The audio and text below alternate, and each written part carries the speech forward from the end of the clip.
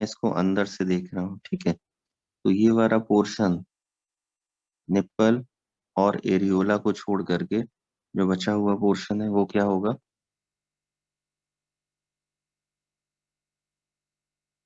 अच्छा ये बताइए, ये मसल्स क्या है? ये जो मसल है रिब्स के बीच में, जो मसल है वो कौन सी मसल होती है? Pectoralis major. ठीक है, ये तो सबको पता होगा। और ये जो येलो येलो सा अपीयरेंस है वो क्या है? This one.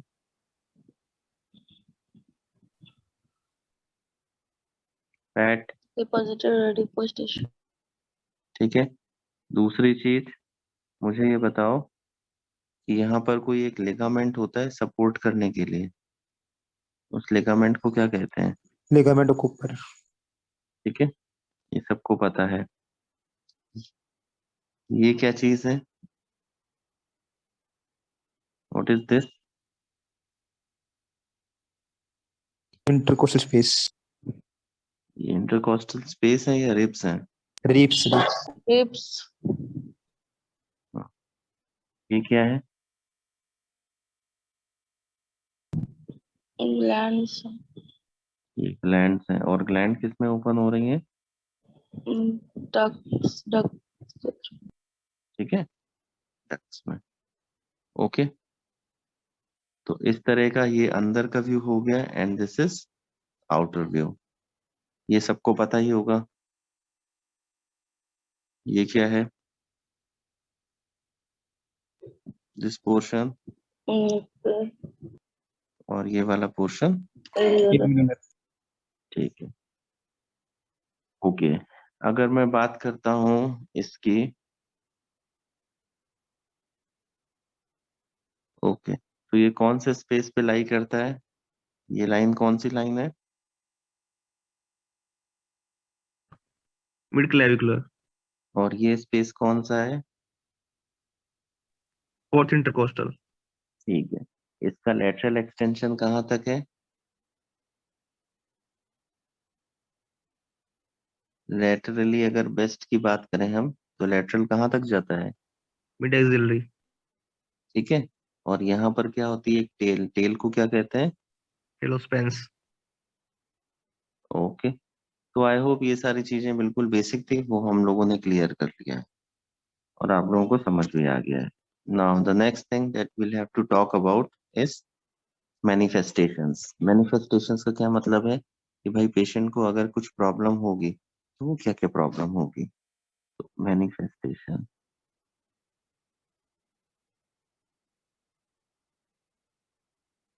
नाउ अगर हम बात करते हैं मैनिफेस्टेशन की, तो कल भी हम लोगों ने थोड़ा थोड़ा मैनिफेस्टेशन के बारे में पढ़ा था। और इसमें हमने क्या पढ़ा था कि जो पेशेंट की कंप्लेंट होगी वो क्या होगी? या तो पेशेंट को फील होगा लंप, या फिर मास, ठीक है, या फिर पेशेंट कंप्लेन करेगा क्या? डिस्चार्ज। तीसरा कंप्लेंट क्या होगा? पेन, ठीक है। और जो चौथा होगा वो क्या होगा?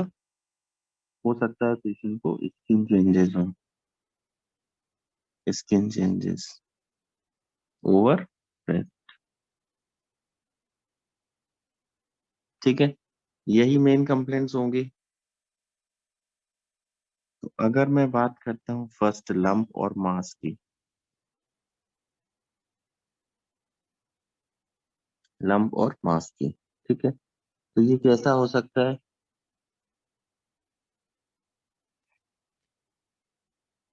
एक हो सकता है कि ये जो लंप और मास है ये कैसा हो? सॉफ्ट हो, सॉफ्ट, या फिर सॉफ्ट से थोड़ा सा हार्ड, जिसको हम क्या कहते हैं? फर्म, ठीक है।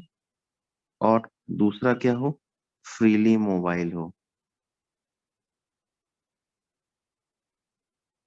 फ्रीली मोबाइल हो। और एक ऑप्शन क्या हो सकता है? ये फिक्स्ड हो, हार्ड हो और इरेगुलर हो। मतलब फिक्स्ड, हार्ड एंड इरेगुलर, ठीक है। तो देखो, जब ये सिचुएशन होगी तो हम क्या सोचेंगे? हम ये सोचेंगे कि ये भाई कोई बिनाइन लीजन है, बिनाइन लीजन। और जब ये सिचुएशन होगी तो हमें लगेगा कि भाई कुछ कैंसरस टाइप का लग रहा है, मतलब मैलिग्नेंट लीजन। ओके। जो बिनाइन लीजन होती है वो मेनली होता है क्या, फाइब्रोएडिनोमा या फिर एडिनोमा। सो फाइब्रो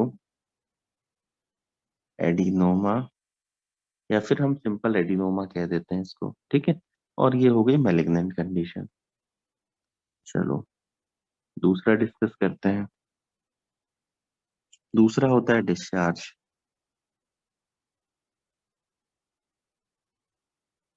अब डिस्चार्ज में पेशेंट कंप्लेन क्या कर सकता है, सीरस डिस्चार्ज हो सकता है। सीरस मतलब पानी जैसा। एंड ब्लडी डिस्चार्ज हो सकता है, ठीक है। तो सीरस डिस्चार्ज किस में होगा, सीरस डिस्चार्ज का क्या मतलब होता है, इसका क्या मतलब होता है, ये जो डक्ट्स थी, हमने क्या पढ़ा था, लैक्टिफेरस डक्ट्स। लैक्टिफेरस डक्ट ये ओपन हो रही थी किसमें, निप्पल्स में, ठीक है। अब जब ये इनलार्ज हो जाती हैं, जब ये इनलार्ज हो जाती हैं तो निप्पल से क्या होता है, सीरस डिस्चार्ज आने लगता है, सीरस डिस्चार्ज आने लगता है। और इसी को हम लोग क्या कहते हैं, इनलार्जमेंट ऑफ डक्ट्स। इसको कहते हैं डक्ट इक्टेसिया, डक्ट इक्टेसिया, ठीक है। तो ये क्या हो गया, इनलार्जमेंट ऑफ डक्ट्स, जिसको हमने क्या कह दिया, डक्ट इक्टेसिया, ठीक है। या फिर सीरस डिस्चार्ज किस में आ सकता है, तो एक कंडीशन ये हो गई।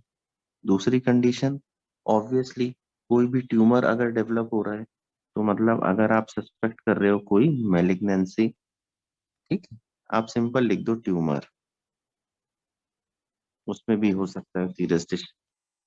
नेक्स्ट क्या था, ब्लडी डिस्चार्ज। अब देखो, ब्लडी डिस्चार्ज भी इसका मतलब है अगर ब्लड आ रहा है तो आप पहली चीज ये सोचोगे कि भाई कहीं ट्यूमर तो नहीं है, ठीक है। और एक टाइप का ट्यूमर है जिसको हम आगे पढ़ेंगे, जिसका नाम है पेपिलोमा, ठीक है,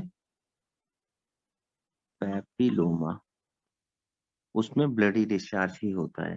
अब ये क्या होता है, ठीक है, ये हम लोग आराम से पढ़ेंगे, फाइन, ठीक है। अगर हम तीसरे डिस्चार्ज की बात करें, एक तो हो गया सीरियस डिस्चार्ज, एक हो गया ब्लडी डिस्चार्ज। थर्ड क्या होता है, यहाँ पर लिख देते हैं थर्ड। थर्ड इस डिस्चार्ज में मिल्क सिक्रीट हो सकता है, ठीक है। तो डिस्चार्ज ये क्या है, कुछ नहीं है, मिल्क आ रहा है। अब मिल्क कब सिक्रीट हो सकता है, ये भी दो कंडीशन में हो सकता है। एक कंडीशन है फिजियोलॉजिकल, जिसको आप बताएंगे, और दूसरी क्या है, पैथोलॉजिकल।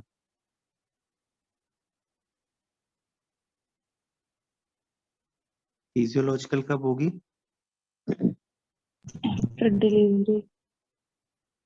ठीक है ना। तो पोस्ट प्रेगनेंसी, प्रेगनेंसी के बाद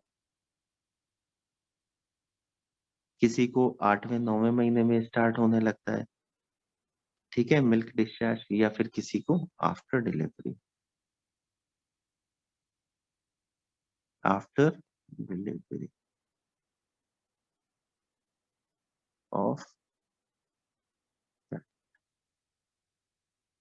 ठीक है, ओके।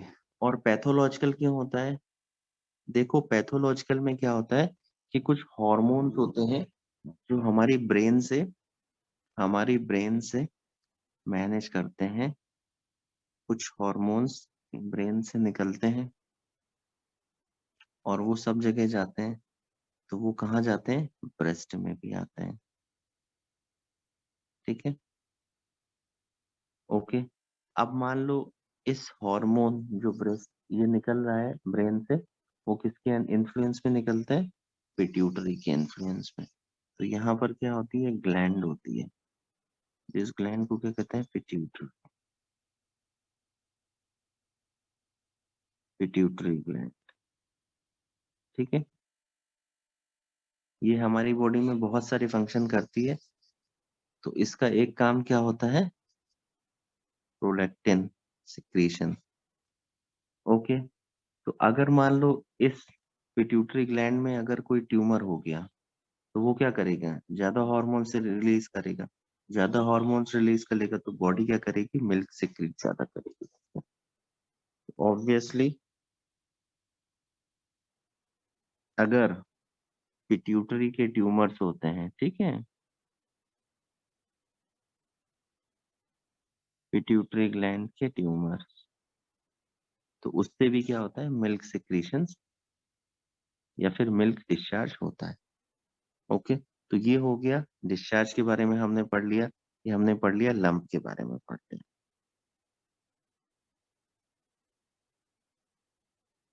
इसके अलावा जो नेक्स्ट चीज होती है वो क्या होती है? पेन। तो अगर मैं थर्ड चीज की बात करूं,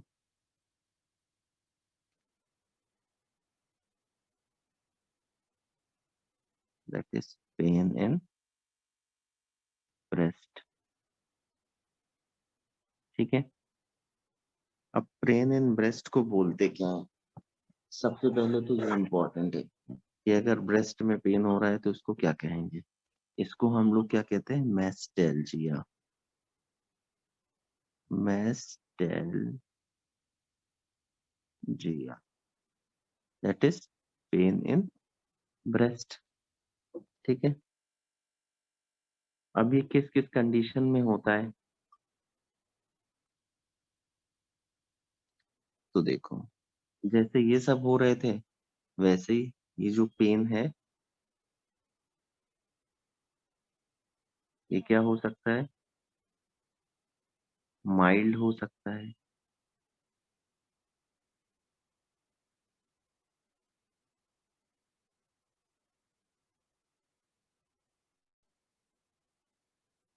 डिफ्यूज हो सकता है। डिफ्यूज मतलब पूरे ब्रेस्ट में हो, और दोनों तरफ हो सकता है, बायलैटरल। ठीक है, ये कब होता है? ये कई बार ये होता है मेंस्ट्रुअल पीरियड में। ठीक है, मेंस्ट्रुअल पीरियड में।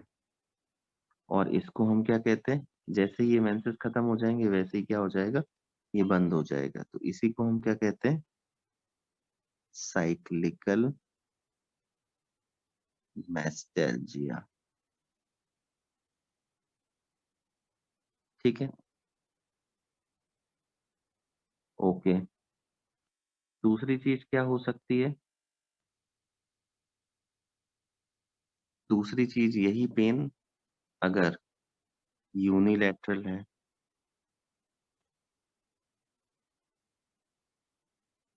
ठीक है, और ये कैसा है? Moderate to severe, moderate to severe है। ठीक है, एंड कोई रिलेशन नहीं है, मतलब नॉट रिलेटेड टू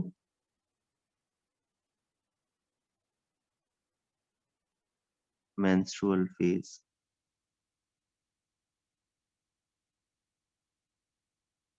इसको हम लोग क्या कहेंगे? ऑब्वियसली इससे रिलेटेड नहीं है तो इसको हम क्या कहेंगे? Non cyclical मैस्टेल्जिया।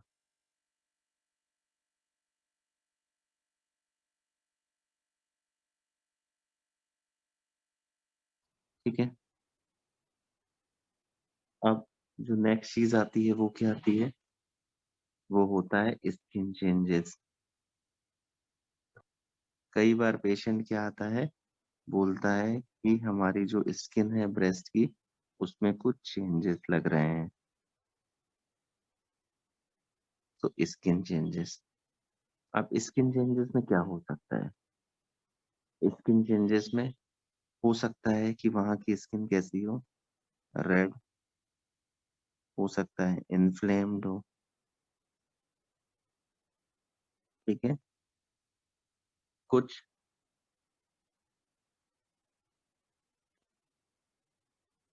अगर रेड और इन्फ्लेम्ड होगी तो इस स्टेज को हम क्या कहेंगे? इसको हम कहेंगे कोई एक्यूट इन्फेक्शन है, ठीक है? कोई एक्यूट इन्फेक्शन है। और एक्यूट इन्फेक्शन ऑफ ब्रेस्ट को क्या कहते हैं? मैस्टाइटिस।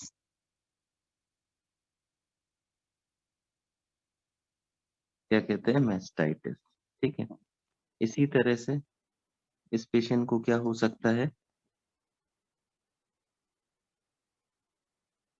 यहाँ पर निप्पल जो होता है वो अंदर की तरफ घुस गया हो, इसको हम कहते हैं निप्पल रिट्रैक्शन,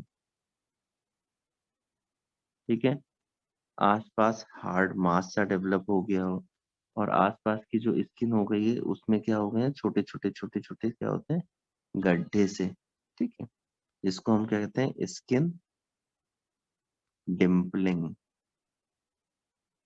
डिम्पलिंग, ओके। अब ये सब किस में होता है? जब निप्पल रिट्रैक्शन हो जाए, स्किन डिम्पलिंग भी हो जाए, तो इसको हम कहते हैं मैलिग्नेंसी की तरफ ये पेशेंट हो सकता है जा रहा। तो ऐसी चीजों को लाइटली नहीं लेना चाहिए, ठीक है? तो ये सारी चीजें क्लियर है।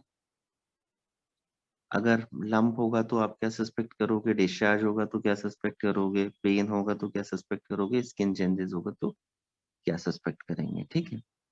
इसी में एक इम्पॉर्टेंट चीज क्या होता है? जब इस तरह के मैनिफेस्टेशंस होते हैं तो हम यूजली ट्रिपल असेसमेंट करते हैं, ठीक है। So what is triple assessment of breast?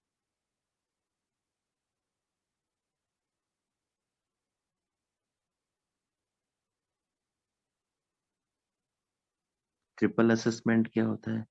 तो ट्रिपल ट्रिपल का क्या मतलब होता है? तीन चीजें। तो इसमें तीन चीजें करेंगे, ठीक है। फर्स्ट क्या है? फर्स्ट क्लिनिकल असेसमेंट, हमें क्लिनिकली देखना होगा, ओके। दूसरा क्या करते हैं? रेडियोलॉजी की हेल्प लेंगे, सो रेडियोलॉजिकल असेसमेंट। और थर्ड क्या होगा? थर्ड टिश्यू को हम लोग भेजेंगे कहाँ पर? पैथोलॉजी में, टिश्यू फॉर साइटोलॉजिकल या फिर हिस्टोलॉजिकल असेसमेंट। तो साइटो या फिर हिस्टोलॉजिकल असेसमेंट, ठीक है। अब देखो, अगर मैं बात करता हूँ क्लिनिकल असेसमेंट की, तो इसमें हम लोगों को क्या देखना होता है? इसमें पेशेंट से अच्छे से हिस्ट्री लेते हैं, ठीक है। फिर एग्जामिनेशन करते हैं। अब एग्जामिनेशन सिर्फ ब्रेस्ट का ही नहीं करते, ठीक है। एक जनरल फिजिकल एग्जामिनेशन करेंगे,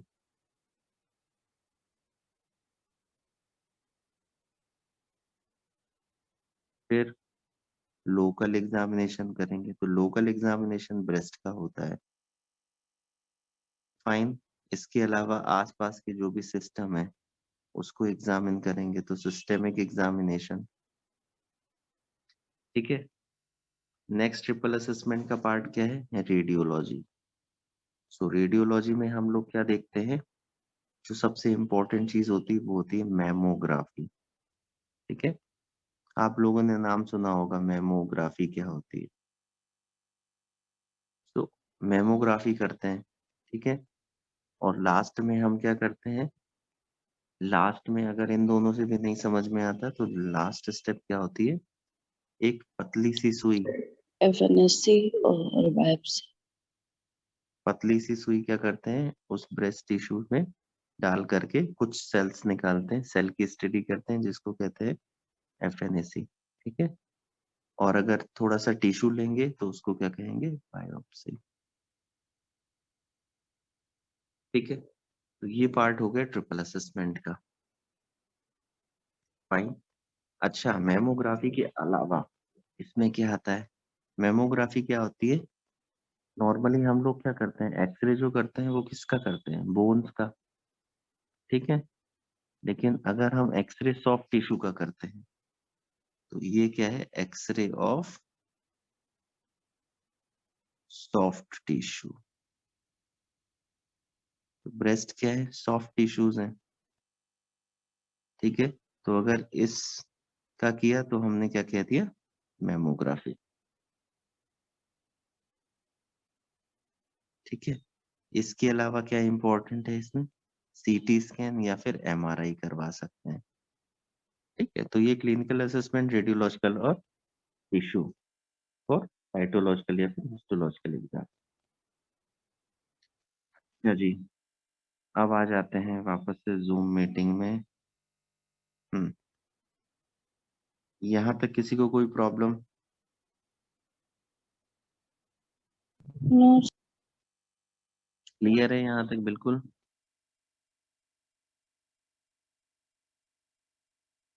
क्लियर है? ओके, अगर क्लियर है तो फिर ऐसा करते हैं, कुछ क्वेश्चंस हो जाएं। हम्म, ओके, तो हम लोग ब्रेस्ट पढ़ रहे थे। ठीक है, दिस इज नॉर्मल ब्रेस्ट।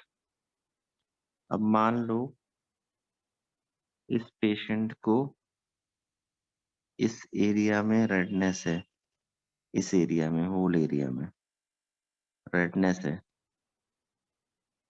ठीक है, तो आप क्या सस्पेक्ट करोगे,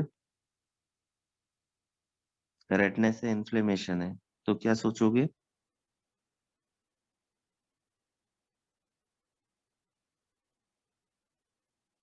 रेडनेस, इन्फ्लेमेशन ऑफ ब्रेस्ट को क्या कहते हैं बेटा? इन्फ्लेमेशन को क्या कहते हैं, आइटिस कहते हैं।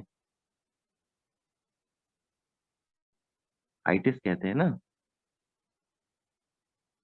अगर यहाँ पर इस एरिया में हम्म, अगर इस एरिया में रेडनेस है तो उसको हम लोग क्या कहेंगे, मैस्टाइटिस।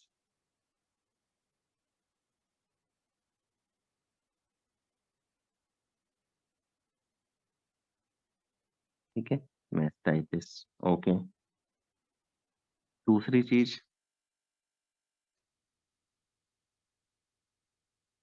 मान लो, जस्ट अ मिनट,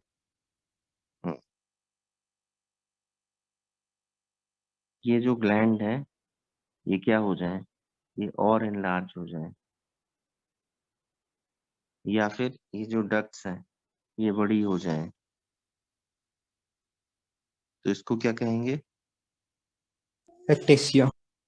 डक्टिक्टेसिया। ठीक है, चलो ये तो समझ में आ गया। हम्म, ये बताओ मुझे, यहाँ पर एक लिगामेंट होता है जो ब्रेस्ट को सपोर्ट करता है, उसको क्या कहते हैं? Ligament Cooper. ऊपर लिगामेंट ऑफ ठीक है, ये हो गया लिगामेंट ऑफ कूपर।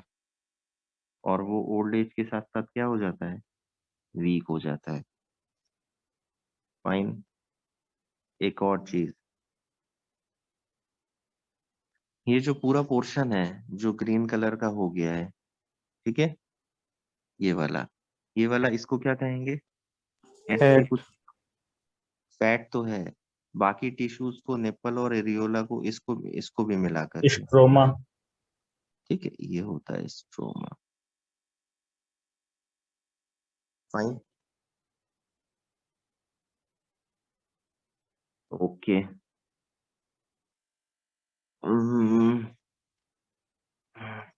निप्पल से कुछ डिस्चार्ज आ रहा है। ठीक है, कुछ डिस्चार्ज आ रहा है। अब अगर ये ब्लडी है तो ये क्या होगा, Papilloma. और अगर ये सीरस है तो क्या होगा? FTSC, सर आवाज बहुत कम आ रही है। हेलो हाँ हाँ बेटा, सर, बहुत कम आवाज आ रही है, लग रहा है जैसे आप दूर से बोल रहे हैं। कोई बात नहीं, अभी आ जाएगी आवाज।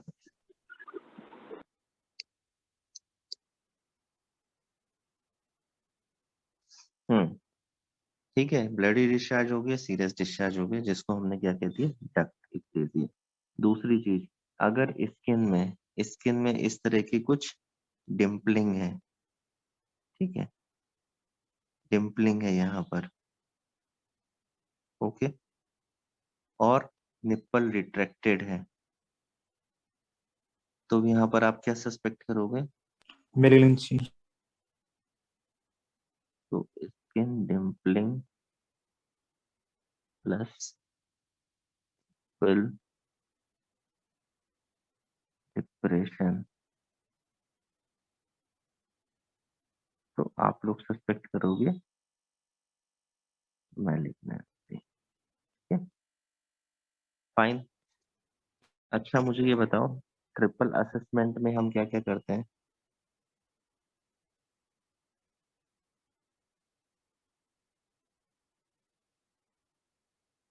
तीन चीजें कर रहे थे। ये पेशेंट है सपोज, सबसे पहले क्या करोगे? क्लिनिकल असेसमेंट करोगे। इसमें क्या लेंगे हम? हिस्ट्री और एग्जामिनेशन। दूसरा क्या करेंगे हम? अब मान लो पेशेंट को कोई दिक्कत है, हमने देख लिया, उसको कंफर्म करने के लिए क्या करोगे? कुछ इन्वेस्टिगेशंस कराओगे, तो रेडियोलॉजिकल असेसमेंट। Radiological. ठीक है, और जो तीसरा पार्ट होता है वो क्या होता है? Tissue collection site or history. FNAC biopsy. Histo and pathological examination. ठीक है, तो ये हमेशा याद रखना है। ट्रिपल असेसमेंट क्या होता है? फाइन, यहाँ तक कोई प्रॉब्लम? अगर यहाँ तक कोई प्रॉब्लम नहीं है तो मुझे ये बता दो कि ये फर्स्ट है, ये सेकंड है, this is first, second, third और फोर्थ एंड फिफ्थ। निप्पल का लेवल क्या होता है? Fourth intercostal. ठीक है, फाइन। तो आई होप ये सारी चीजें क्लियर हो गई हैं अब आप लोगों को। Okay,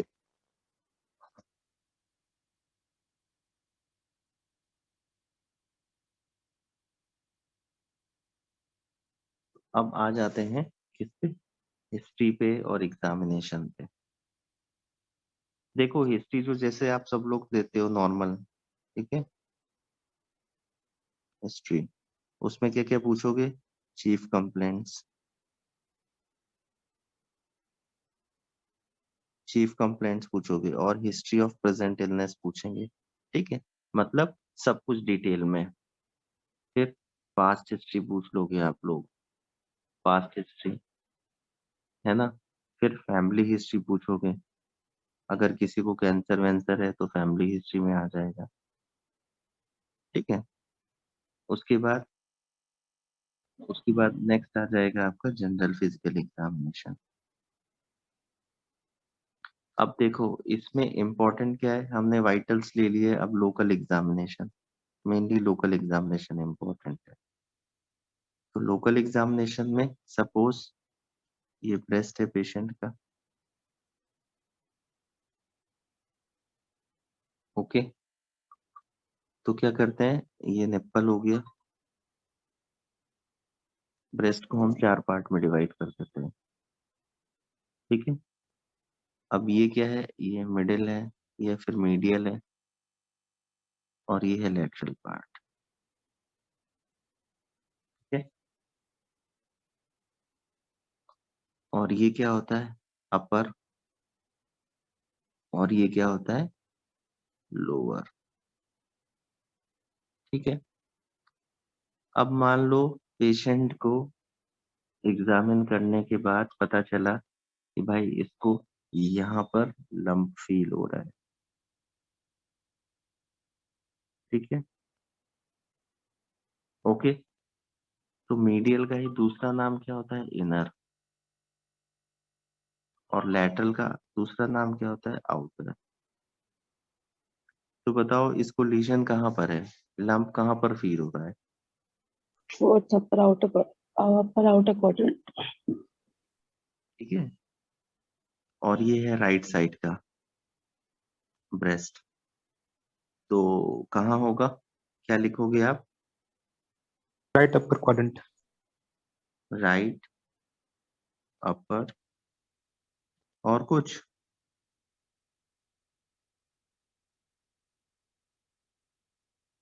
outer, right upper outer या फिर राइट अपर लेफ्ट? लेटर ठीक है, आउटर ही लिखते हैं। तो अपर आउटर हो गया। अगर यहाँ होगा, इधर होगा तो क्या लिखोगे?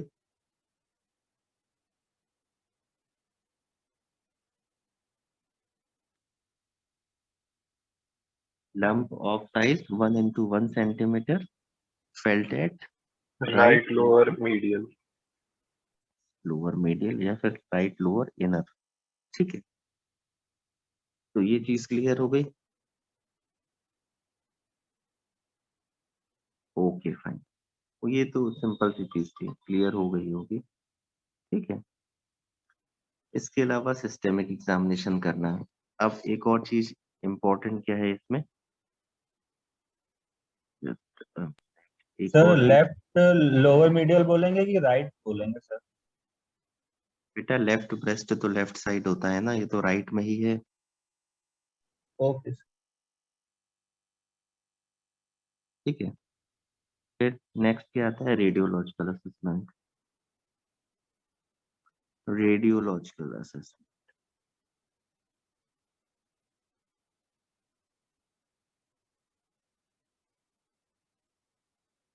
रेडियोलॉजिकल असेसमेंट में हमें क्या करना होता है? मेमोग्राफी। ठीक है, अब मेमोग्राफी जो होती है इसमें एक स्कोरिंग होती है, जिसको क्या कहते हैं? इंपॉर्टेंट एग्जाम में क्वेश्चन पूछा जाता है, बायरेट्स scoring.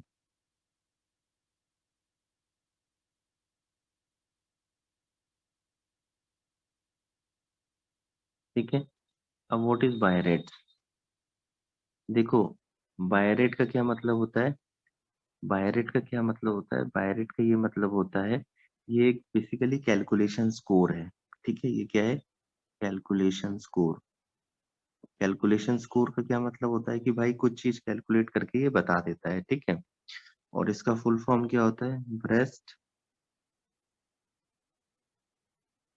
Imaging reporting and data system.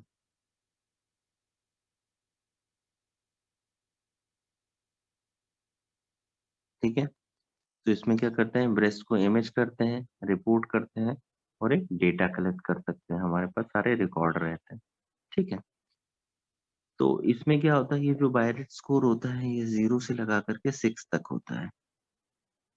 ठीक, अब देखो, अगर मान लो 1 to 3 हुआ ये बायरेट्स, तो हमें क्या करवाना पड़ेगा?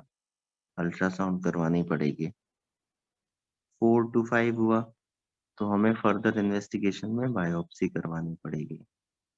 ठीक है, और अगर 5 से ज्यादा हुआ तो भी बायोप्सी एंड हिस्टोपैथोलॉजिकल एग्जामिनेशन कराना पड़ेगा।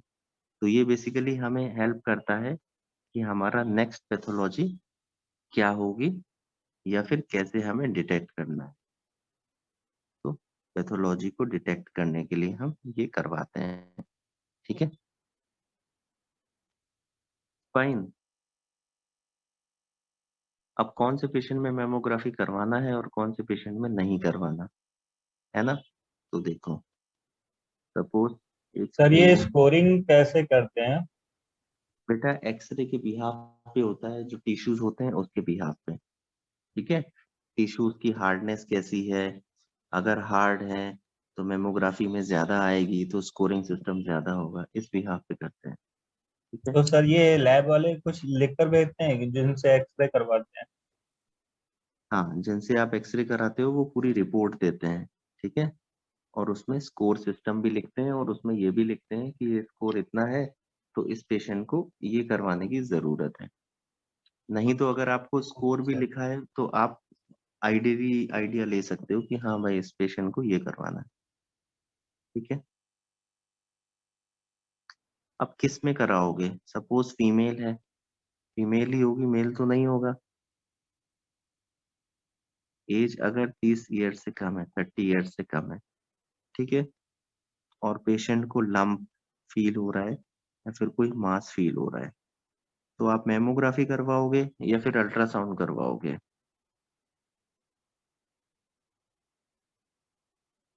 आप यूजली अल्ट्रासोनोग्राफी प्रेफर करते हो, अल्ट्रासाउंड। ठीक है। और अगर एज 30 साल से भी ज्यादा है, 30 ईयर से कम है, सेम हिस्ट्री ऑफ लंप या फिर हिस्ट्री ऑफ कोई मास दे रहा है, तो हम पेशेंट को बोलते हैं भाई मेमोग्राफी करवा ले, ठीक है। तो इस बिहाफ पे हम लोग इस तरह से डिवाइड कर देते हैं। तो रेडियोलॉजिकल असेसमेंट हो गया हमारा। एक और चीज पढ़ लेते हैं ट्रिपल में कि टिश्यू एफएनएसी क्या होता है और बायोप्सी क्या होता है। तो देखो हिस्टोपैथोलॉजिकल एग्जामिनेशन में मान लो अगर कोई लंप आया, ठीक है, मान लो कोई लंप है, अब हमें पता करना है कि भाई वो बिनाइन है या मैलिग्नेंट, तो हम क्या करेंगे, उसमें लोकल एनेस्थीसिया दे करके एक सुई, पतली सी सुई डाल करके उस टिश्यू के सेल्स को निकालेंगे। उस सेल्स को क्या कहते हैं, फाइन नेडल, पतली सी सुई ले जाते हैं जिसको हम क्या कहते हैं, फाइन नेडल। एस्पिरेट करेंगे, सो एस्पिरेट, एस्पिरेशन, और उसको स्टडी करेंगे जिसको हम कहते हैं साइटोलॉजी, ठीक है। और दूसरा हम लोग क्या करते हैं, बायोप्सी। तो बायोप्सी में क्या करना है, वो जो टिश्यू होता है, टिश्यू को निकाल लो, और टिश्यू को निकाल करके उसकी स्टडी कर लो। तो इससे हमारे बहुत सारे डाउट जो होते हैं वो क्लियर हो जाते हैं, और हमें ये आइडिया लग जाता है कि भाई इसको क्या हो सकता है या फिर क्या है, ठीक है। तो आज हम इतना ही पढ़ते हैं और रिवाइज करने की कोशिश करते हैं इसको। ओके,